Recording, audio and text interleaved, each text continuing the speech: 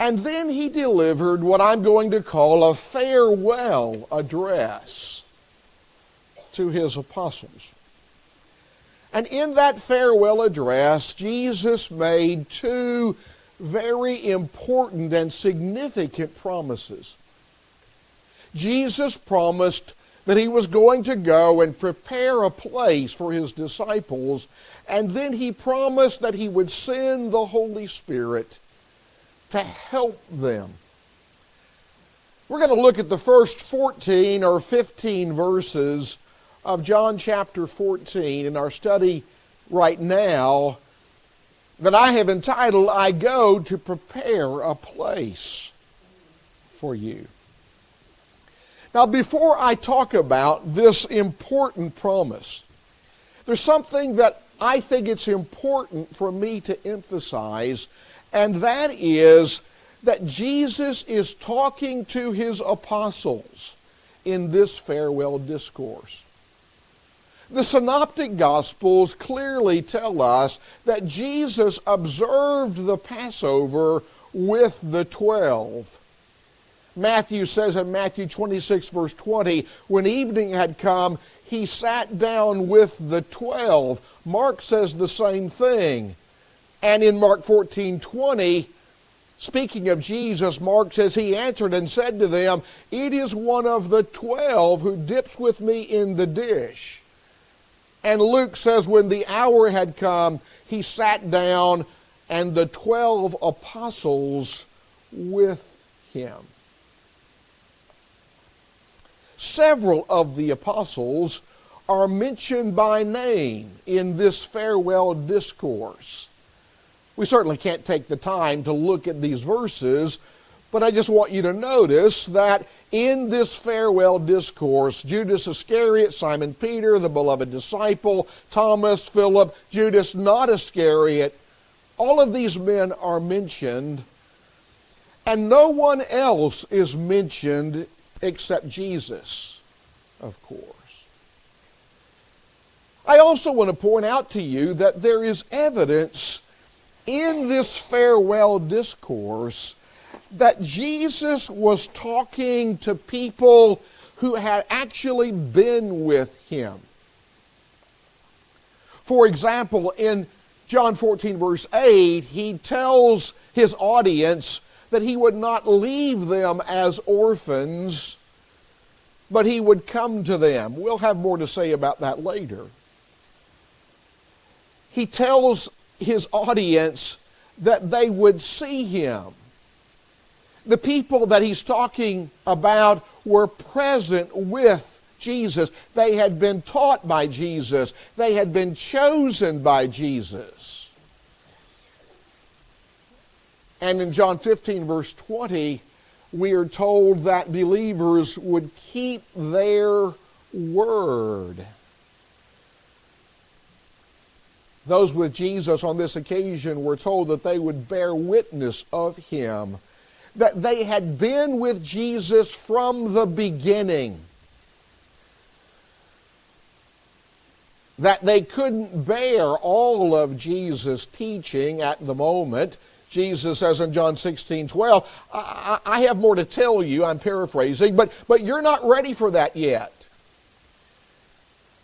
And those to whom Jesus was speaking were told that they would not see Jesus for a little while and then see him again, and their sorrow would be turned to joy.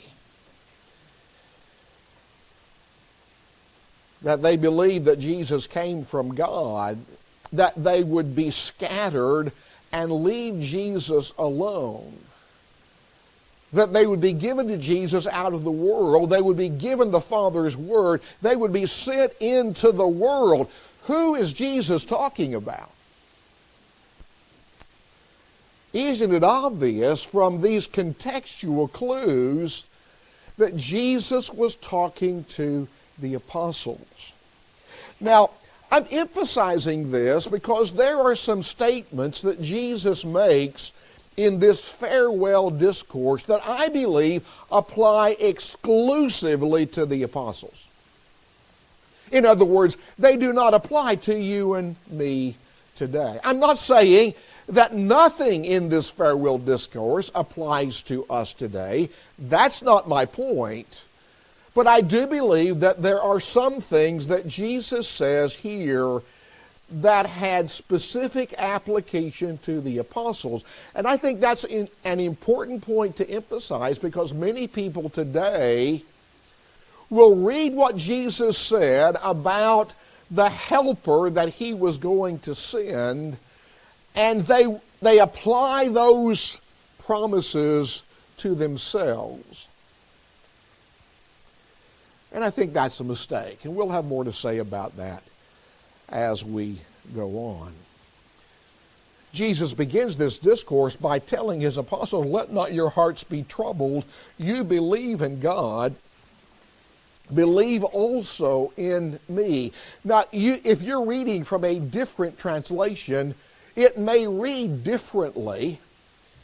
And the reason that it reads differently is because in the original Greek text, the words that Jesus uses can be either second person plural indicative, a statement, and imperative, a command. In other words, what Jesus says, believe in God, believe also in me, that can be an indicative or that can be a statement, and that's why our translations read somewhat differently. Greek scholar by the name of A.T. Robertson said, "Both may be indicative, ye believe and ye believe. Both may be imperative, believe and believe, or believe also." Well, maybe that's too much of that. And so I'm going to flip through these slides quickly. But Jesus says in verse 2, "In my Father's house are many mansions. If it were not so, I would have told you, I go to prepare a place for you. And if I go and prepare a place for you, I will come again and receive you to myself, that where I am, there you may be also." I forgot to mention that when Jesus told his disciples, "Let not your hearts be troubled," Jesus had already told them some things earlier that would have been very troubling to them.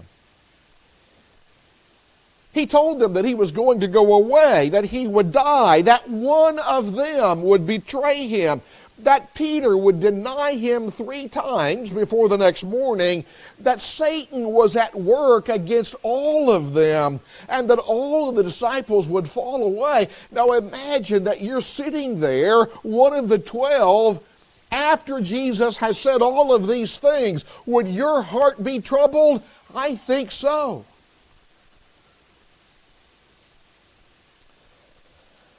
Some suggest that what Jesus was really saying here is stop being troubled. And there's irony in this, because it was Jesus who was headed for the agony of the cross. We are told, for example, in John chapter 11, verse 33, that Jesus was troubled, it's the same word, at the tomb of Lazarus. And on Monday of Passion Week, John says in John 12:27 that Jesus was troubled as he contemplated the cross. And in John 13, verse 21, Jesus was troubled by the thought that Judas was going to betray him. And so Jesus is telling the apostles, "Let not your hearts be troubled," and he was troubled. But he had good reason to be troubled. And he urges them to believe in God and in him.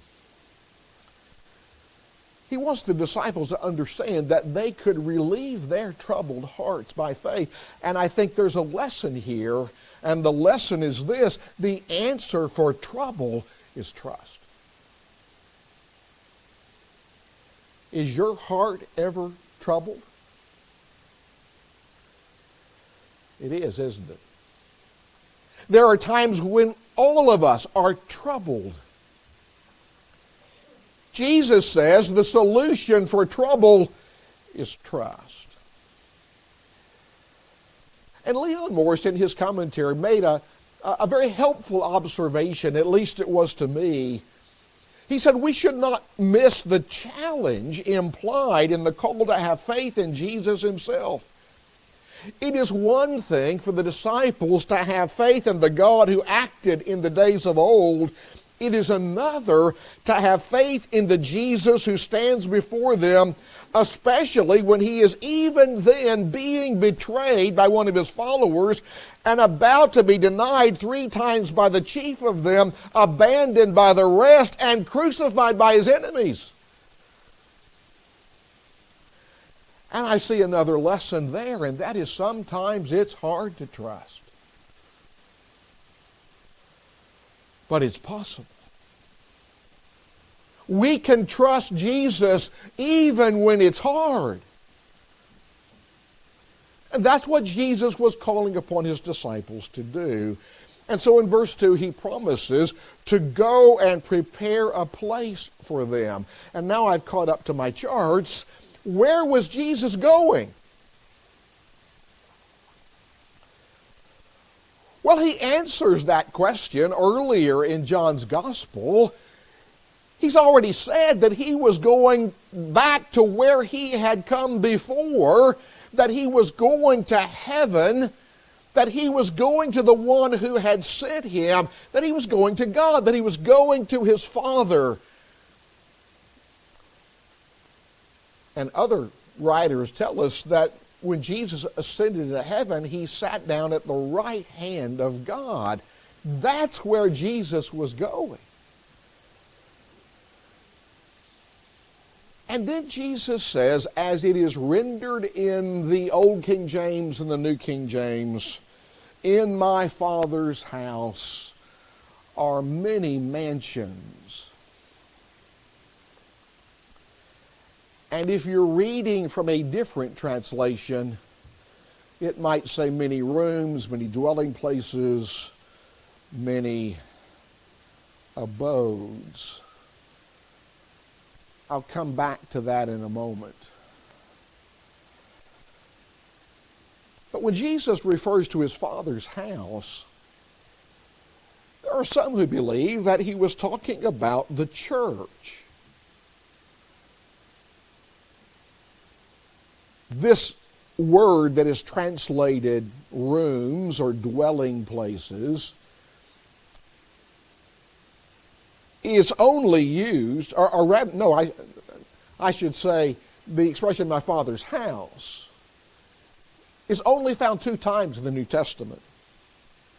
The first time was back in John chapter 2, verse 16, when Jesus said of the Jews, you've made my Father's house a den of robbers or a den of thieves. And then it's here in this passage. My friend Jeff Smelser believes that the Father's house in this passage is a reference to the church. Jeff presented this view of this passage in the SITS conference just a few weeks ago. In his notes, he asked the question, if the house is the temple, but it's a spiritual temple, why is it not the church, whether here on earth or glorified in heaven or both? And certainly, the New Testament describes the church as the temple of God or the house of God. For example, in Ephesians chapter 2, you might turn there and read with me. Notice what Paul says in verses 19 and following. Now therefore you are no longer strangers and foreigners, but fellow citizens with the saints and members of the household of God, having been built on the foundation of the apostles and prophets, Jesus Christ himself being the chief cornerstone, in whom the whole building being fitted together grows into a holy temple in the Lord. That one passage talks about the church being the household of God and the temple of God.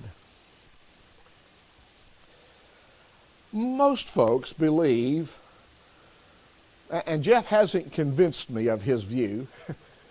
He's a really good guy and a good Bible student. Most believe that Jesus is talking about heaven.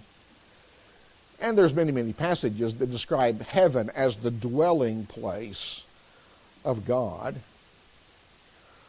Earlier, back in John chapter 8 and verse 14, Jesus had said that he knew where he came from and where he was going, but the Jews knew neither of those things. Well, where was that? Was that the church or was that heaven? Earlier, Jesus had told the Jews that he was going to go away to him who sent me, and they couldn't follow him there. Well, what's that talking about? It would seem to me that's talking about heaven.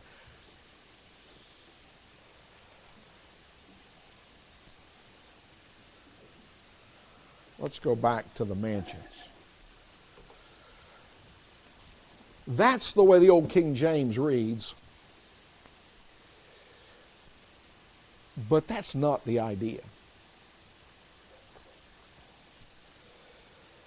That's not what the original Greek word means. I mean, when we use the word mansion today, what do we think of? How many of you have been to the Biltmore House? When you think of a mansion, isn't that something like what you think? Or if you were Downton Abbey fans, Highclere Castle. That's the real place. That's what we think about when we use the word mansion. But in 1611, when the King James Version was translated, they didn't use the word mansion in that way, or at least they didn't use it exclusively in that way. And so that's why more recent translations render it many rooms, dwelling places, many abodes. I hate to burst your bubble, but Jesus was not talking about a mansion like Highclere Castle or the Biltmore House. And of course that reminds me of one of our hymns, I'm satisfied with just a cottage below, a little silver and a little gold. But in that city where the ransom will shine, I want a gold one that's silver lined. And then the chorus, I've got a mansion just over the hilltop in that bright land where we'll never grow old. And someday yonder we will never more wander, but walk the streets that are purest gold. Folks, that's not what Jesus is talking about here in John 14.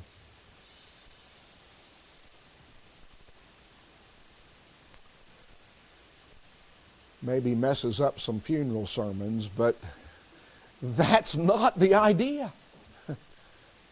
And I see a lesson there, and that is sometimes our hymns get it wrong. And we need to sing our hymns with understanding. There are some hymns that I just cannot in good conscience sing, because I just think they get it wrong. Now, generally, I don't make a big deal out of that. I just don't sing.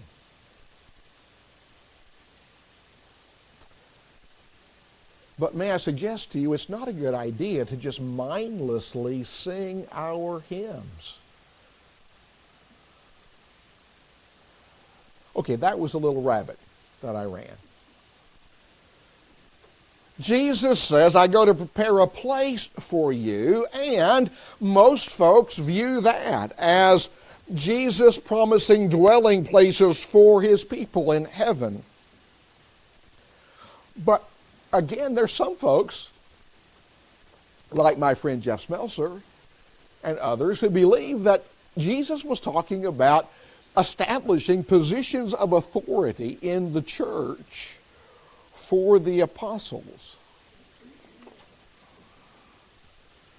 Barry asked me how far I was going to get. Are you going to get down to verse 6? And I said, well, I'm hoping for verse 15, and I'm in big trouble.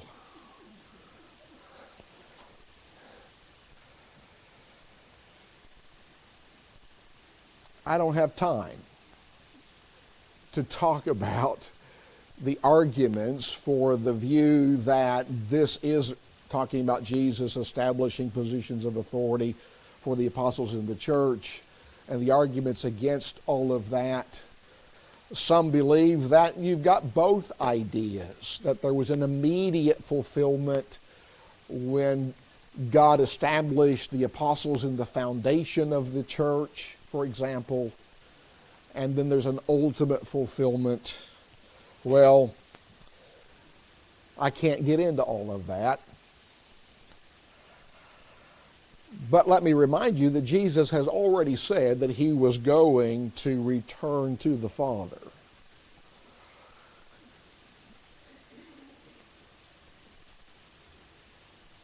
I'm not convinced that this second view is correct. It's intriguing to me. I still believe that Jesus was talking about dwelling places in heaven. If that is correct, that's certainly the majority view. The lesson that I see is a lesson that you've heard preachers say countless times, and that is that heaven is a prepared place for a prepared people. And maybe we've heard that so many times that it has become trite to us, but it is not trite, it is true. No one is going to be with God by accident. We're not going to slip in the pearly gates holding on to somebody else's coattail. Heaven is a prepared place for a prepared people. In verse 3, Jesus promises to come again and receive them to himself. And there's different ideas about what that is referring to. Is this coming again referring to his post-resurrection appearances when he appeared to the apostles on more than one occasion after the resurrection? Is it talking about Jesus sending the Comforter or the Helper that he mentions later in the chapter? Is he talking about the second coming? It would seem to me that he's talking about the second coming. Jesus says in verse 4 that they knew where he was going and the way. Jesus had been showing them the way to the Father all throughout his public ministry. And that's when Thomas speaks up in verse 5, and he asks, Lord, or he says rather, Lord, we do not know where you're going, and how can we know the way? Well, that's a pretty sensible question, it seems to me. I mean, if you don't know where you're going, how are you going to know how to get there? Kathy and I are headed to Elmira, New York after services this morning, and I must tell you, I don't know how to get there, but I've got GPS. And it's going to take me there. Well, Jesus responds to Thomas in verse 6. He says, I am the way, the truth, and the life. No one comes to the Father except through me. If you had known me, you would have known my Father also, and from now on you know him and have seen him. This is the sixth of Jesus' 7 I am statements in the Gospel of John. And notice he says that he is the way. He doesn't merely show the way, he is himself the way. It's true that he teaches the way and he guides us in the way and has dedicated a new and living way for his people. But all of this is true only because he himself is the way and he is the truth. Later on in John's Gospel, when Jesus appears before Pilate, Pilate will ask the important question, what is truth? Well, Jesus has already answered that question here. He says, I am the truth, and He is the life. Because Jesus has life within Himself, He is the source and the giver of life. He has already told us back in John 8, verse 12, that He has the light of life. And in John 6:68, Peter said to Jesus, when Jesus, after so many disciples walked away, and Jesus asked, will you go away too? And Peter said, where shall we go? You have the words of life.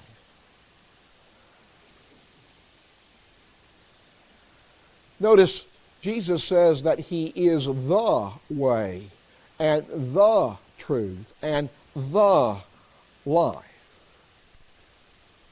He doesn't say He's a way, a truth, a life, but the way, the truth, the life. He's the only way to salvation. This is an important lesson for us to understand. Jesus is the way, the truth, and the life. And Jesus went on to say at the end of verse 6, no one comes to the Father except through me. Jesus is the only way to the Father. It's not through Muhammad. It's not through Buddha or Confucius. It's not through the Pope. It's not through Joseph Smith. It's not through the Watchtower Society. It's not through one's own self. Jesus is the only way to God. Now, if that sounds exclusive, it is.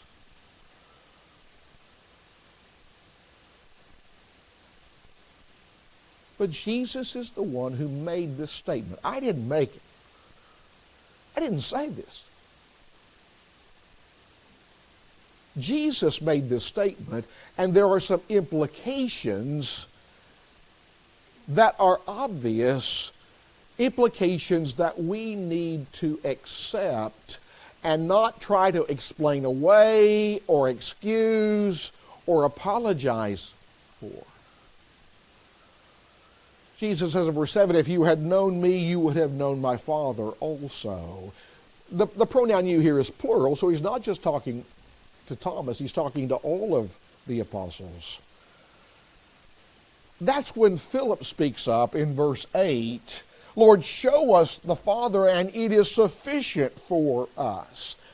Apparently, Philip wanted Jesus to provide some kind of visible manifestation of God. That's called a theophany. You learned a new word. Now, you don't have to remember it necessarily.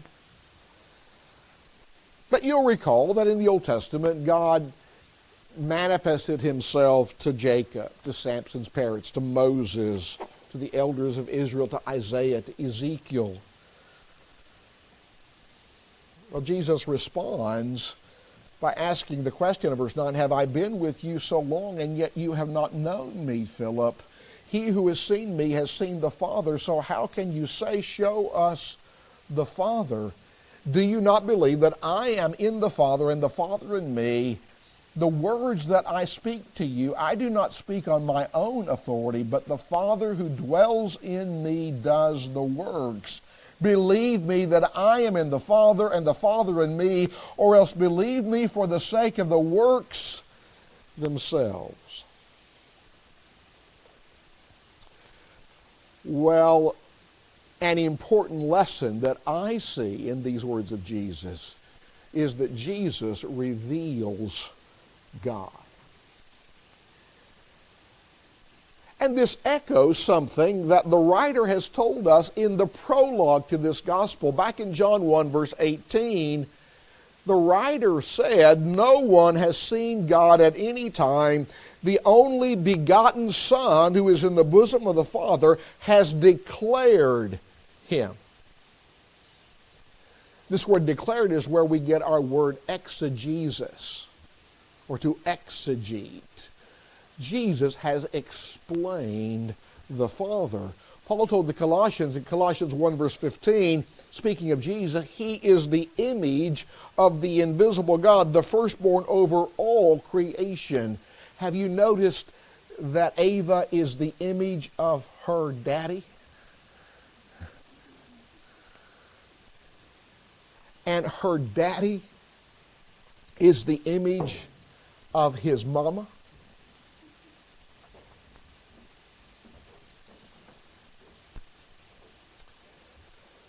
Well, now, if you can understand what I meant when I said that, you can understand how Jesus would say, if you've seen me, you've seen the Father. They're not one and the same person, but they are so much alike that Jesus reveals God. Oh my.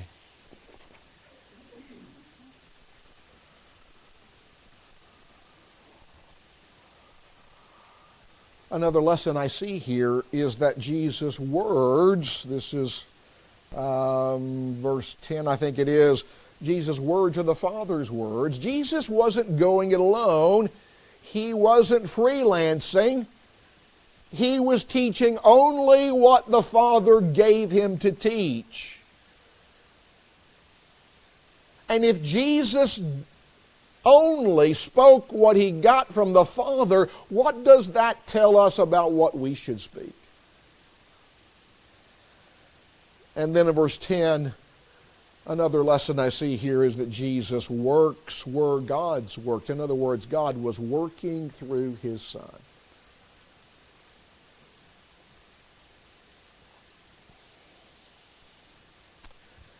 Jesus' miracles were evidence of his deity. Well, in verse 12, Jesus says, most assuredly I say to you, he who believes in me, the works that I do, he will do also, and greater works than these he will do, because I go to my Father. Hang on, Jeff. These greater works were not more in number. He's not saying the apostles were going to perform more miracles than he did. In fact, John ends his book by saying the world couldn't contain the books that would report everything that Jesus did. I don't think it means that their miracles were greater in power, because Jesus healed the sick and raised the dead and cast out demons, and the apostles did the same things. So what are these greater works? Well, I think they are greater in nature, in that I think Jesus is talking about spiritual works. What would be accomplished through the preaching of the gospel? And they would have greater impact and effect. At Jesus' death, how many disciples did he have? There were 120 waiting in the upper room, we're told in Acts chapter 1. But on the day of Pentecost, 3,000 people were brought to the Lord. And a little while later, 5,000 men had become Christians. And Christianity spread throughout the Roman Empire. So there were many more converts and much wider influence. And I've got to stop here. Thank you.